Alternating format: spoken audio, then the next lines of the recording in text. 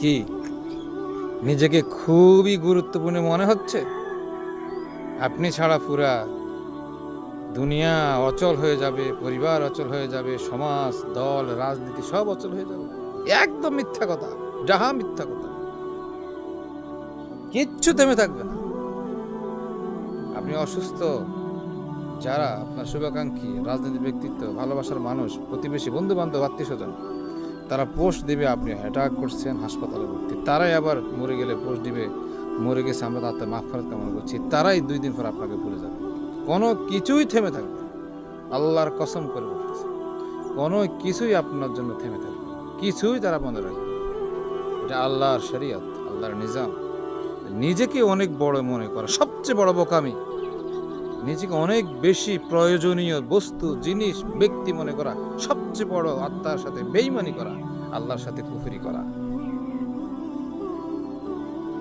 তুচ্ছ। আপনার বাড়ির পাশের যে গাছ, যেটা প্রতি বছর আম দেয়, আপনি তার চেয়ে তুচ্ছ।